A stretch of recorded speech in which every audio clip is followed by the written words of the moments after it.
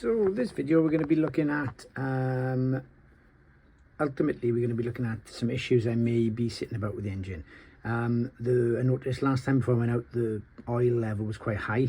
It seemed fairly thin, but then the oil I think got changed last season. I hasn't had many hours on it. It got changed just before I bought it. But when I came back, the oil filter here had been leaking down onto the suspension here, left a bit of an oily residue. When I bought the boat handle last year, there was remnants of sort of oil spray over the side here, and I've since changed all of the inside to make it a bit cleaner and easier to spot and identify anything coming out, and there's nothing obvious here. So things we're going to be doing are, first of all, I'm going to recheck the oil level now. I'm going to give it a bit of a sniff and a feel and see if it feels like it may have fuel in it. Definitely wasn't water in it. It was lovely and clear. There was no creaminess to the oil.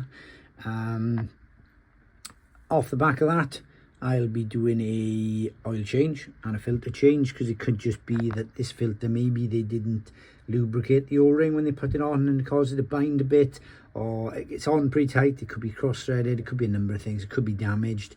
So we'll take that off, a reset. The other thing it could be is that when the previous owner, they did the oil change, they did a number of like checks and changes on the engine. They may have just been in that little bit of a rush where they overfilled the engine, meant to take some out and never got round to it. Because other than that, she's doing really, really well. In fairness, I had to change the thermostat last year and a couple of gaskets, but other than that, she's 43, and she'll start first time. She's a bit sluggish to start, but she'll usually, she'll catch pretty quickly, which is well impressive. I'm going to check the oil. I'm going to check it for level, consistency, smell, colour, and all them sorts of things. So you can see level wise, it's a coal engine and it's above the maximum mark. See that there, and you can see how it's sort of dripping there, but the colour is nice and, well, it's quite dark. It's just got a very light burning smell to it, which is what you kind of expect, I think. I've been told from these kind of engines. I wouldn't say it particularly smells of diesel or fuel. Well, certainly not diesel, perhaps, I don't know, but it's high. So what we're going to do is we're going to take a precaution. We'll do a full oil change on it and be super mindful when we refill it, so that we've got the appropriate amount, and then we'll sort of keep a close eye on it as we go. Sort of worked out so far. Fixing this is sort of a fact-finding mission, really. We're trying to find clues as to what it is. So we know a little bit about the engine, we know a little bit about what we put in the engine, what the engine does, and then sort of what it should do. And then when it doesn't do what it should do, we kind of piece together all of the bits that we know about the engine to try and work out what could possibly be going wrong.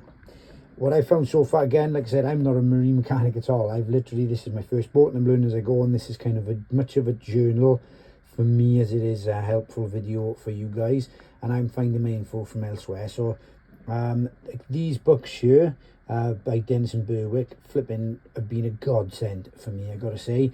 Very straight talking, matter of fact stuff. So here we'll give you, like, it's absolutely fantastic, well laid out pictorial guide. This is not sponsored. I bought both of these books, and the way that this one sort of follows me around in my van and back pocket, I'll probably buy it again. I think it's fantastic. Based off the earlier part of this video where I've probably mentioned that I can't remember what levels we're doing and things. Maintenance book, yep, absolutely right. You can do it as a in a notebook and make little notes and stuff. But I'm that sort of new to all of this that I wouldn't even know what to write down. So this year, really well laid out. It's got sort of prompters and things at the beginning as well as you go along, and it's all sort of custom. So what I'll be doing is I'll be using this to do the oil change and sort of generally get some hints and leaders on oil behavior, and then I'll be using this to sort of monitor what I've been doing and record it, so that I know without a doubt where I'm at, if the fuel's increasing, if its texture's changing and things. Like the texture when I put it in today should be like, it'll be far clearer maybe than it would be in a week's time. because it's an old engine. I don't know how well it's been looked after. So, but you know, this is going to be a fantastic resource. Getting everything prepped, ready to do this, then I'll start the engine and run it for a bit. I could probably do the two at the same time, but I'm not sure how long it's going to take. So this oil filter's on its side and it's above the, sort of the oil pressure gauge. So it's a lot quite fiddly. So what I've done is I've just sort of cut up a milk bottle. And that sort of slots in between the two and acts as a little bit of a cup drip tray, so that it sort of is going to minimise the leakage, hopefully stop it altogether onto the oil, onto that sort of stuff, on the gubbins and everything else, and down onto the fittings down here. So yeah, take it all off, give it a good clean up.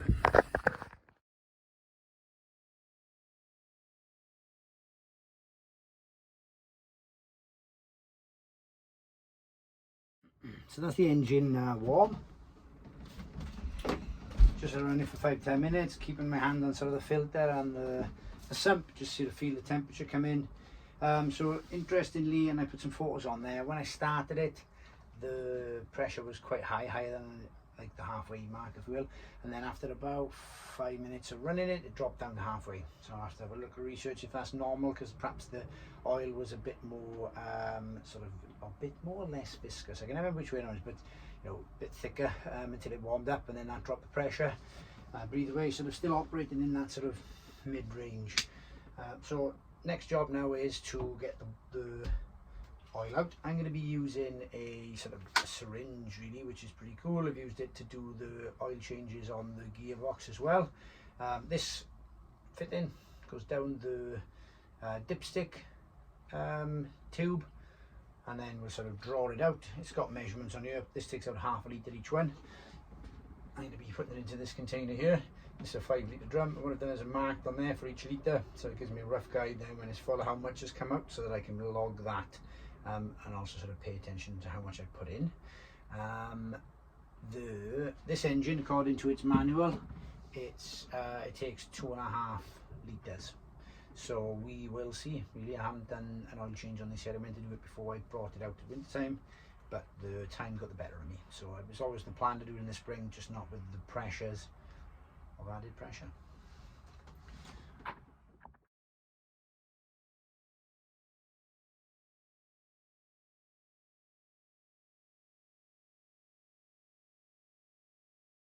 So, as is always the case with me and boats at the moment, or sort of boats in general, is that didn't exactly go to plan.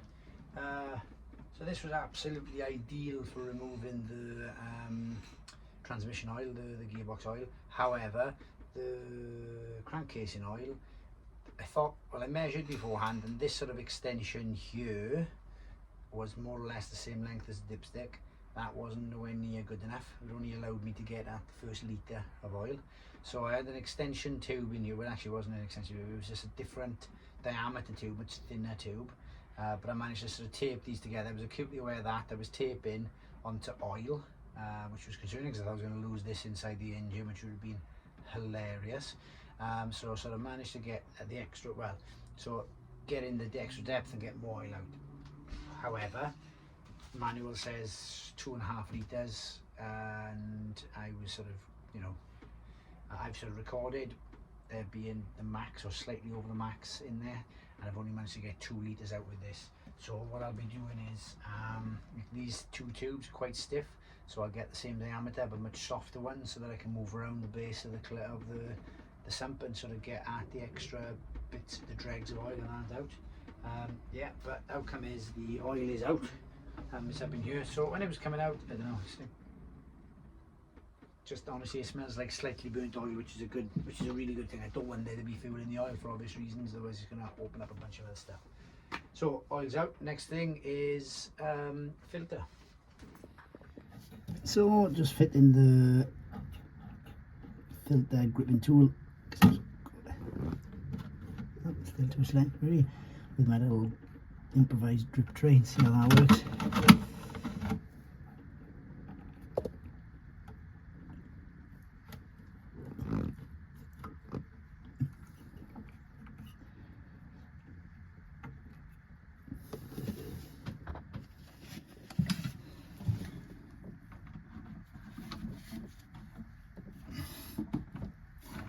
So this filter was on super duper tight. I've actually cranked the tool up using the oil filter removal tool with more grips, just to get enough grip on it. I know granted there was oil on it, but just to crack the seal, and even then I had to use an adjustable spanner just to get the extra leverage. That was a mission.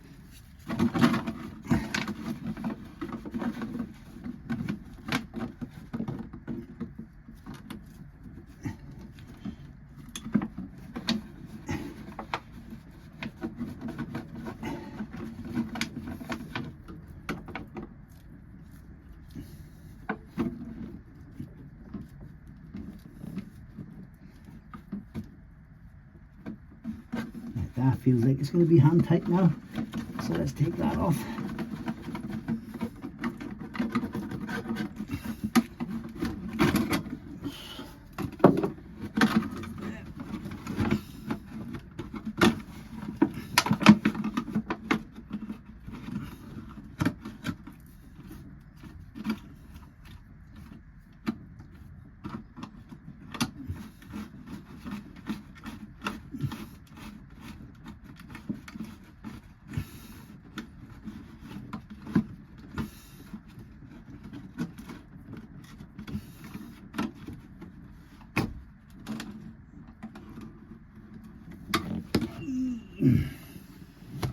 Okay, so that worked very well. Let's see here. Good, so the filter's off. It was sort of pretty corroded on the top and things, but whether that's or not to be expected. Yeah, it's quite hard to get off. See, there doesn't seem to be much damage to the O-ring. Okay, so taking the oil filter off, so I cleaned up the best I can, cleaned the attachment up in there.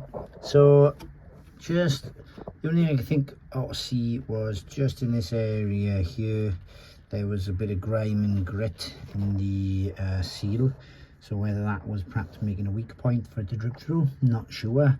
But also it's corroded and things like this, so it's probably time for to change it. I didn't change it last year. I sort of assumed that it was I assumed it had been changed stupidly. So fresh oil filter. The bin just bring me, it's a messy job. So fresh oil filter.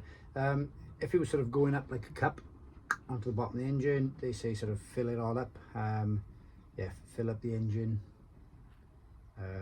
fill up the filter so that it sort of helps get the lubrication on the system a lot quicker when it goes in. I don't have this luxury, it's on his side, so I can see there's a bit of a side here, you know, a bit of a side fill. I might fill it like a quarter full, see how it goes. And I'm also going to wet this seal with some oil. So the way they sort of say to do it is by sticking your thumb over the outlet and then letting the water, let the oil go in through the filters around here. Let's see how much mess I can make doing that. The idea being then is that you get sort of minimum rubbish going in there. If I'm honest, my gloves are probably bad, so let's fill it.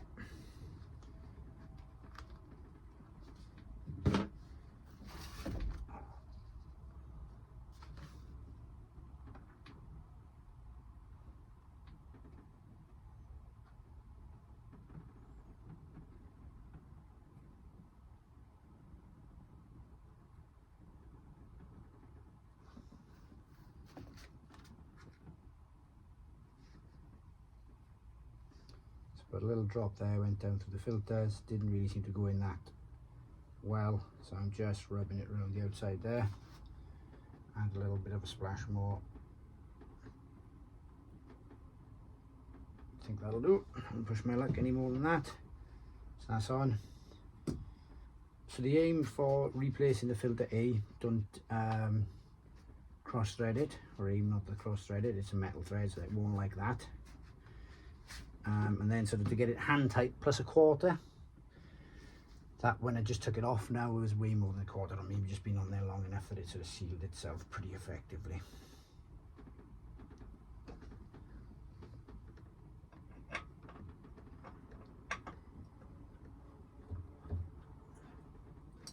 A little bit it came out from what I filled in.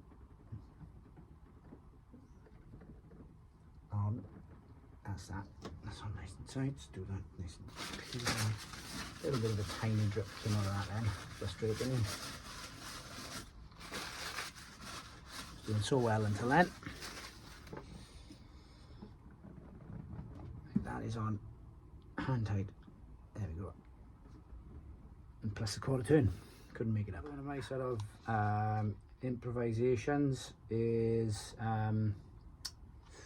using this as a funnel. The funnels, I got funnels, but they all seem to have very long slender necks. So A, that slenderness is going to reduce the sort of volume of oil going in, and B, the sort of narrowness and the length of it sort of wobbles it about. Sorry, the length of it doesn't really sit in because it's got all the gubbins in there. This is much shorter, much wider, so it sits on the top of the engine. So yeah, just like that. So I'm going to cut a little notch out of the front of that now so that the hose can go and sit in it. Perhaps some trusty tape and get it in place. So here's my sort of improvised fill-in device because it's in there. So I've got hose neatly bent, came like that, luckily for me. My sort of fill-in cap thing, that's going to sit in there. And I'll put a funnel in the top here so I should be able to tip it in and see it. Definitely would be better as a two-man job at this length because I'm not going to necessarily be able to monitor it going in. What I'm going to do is I'm going to do a little incrementation so when I do mess it up and chuck oil everywhere, I don't chuck tons of oil everywhere.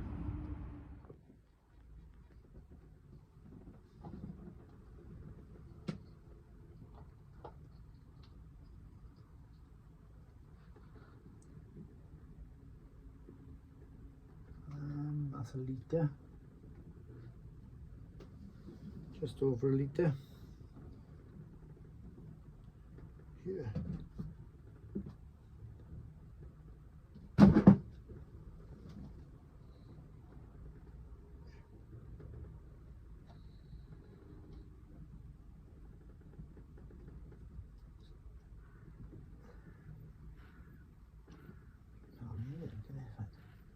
So that's a litre in, or is it? Yeah, it's bang on litre in, and so far no spillage that I've noticed. That's when I realised I've put in the wrong hole and I'm just filling up the bilge. So I took 2 litres out, felt like it was too much in there anyway, still some left in there. So I'm going to do just over 1.5 litres and then start checking the dipstick.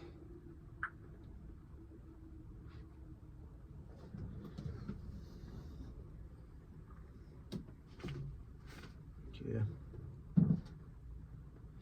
1.5 litres.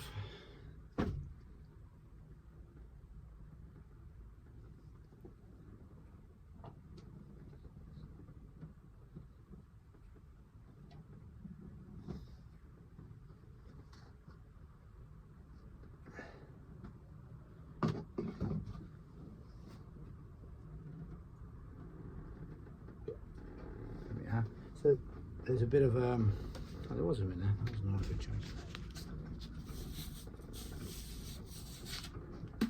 So there was a little bit of a kink in the hose there, so I knew there'd be some oil sat in the bottom of that, so I just blew that through. That's probably real. As I took it out then, there was a little bit more left in the hose. Managed to go everywhere. That was probably the messiest bit of it. Just taking it out to check it. But, because I had everything laid out nice and neat. Minimal sort of destruction. Note to self, it's no point keeping puppy pads on the boat if we don't ever use them. So that litre going back in gave me a halfway mark, which sort of tells me that possibly it was way overfilled by a litre or so. So I'm going to pop a little bit more in. That's actually running down the blade now, so that's not a good reading. But I'm going to pop a little bit more in. About 2/3 between the two lines. What I'm going to do is I'm just going to crank the engine a little bit using a hand crank so that I don't start it, just to sort of get the oil moving round.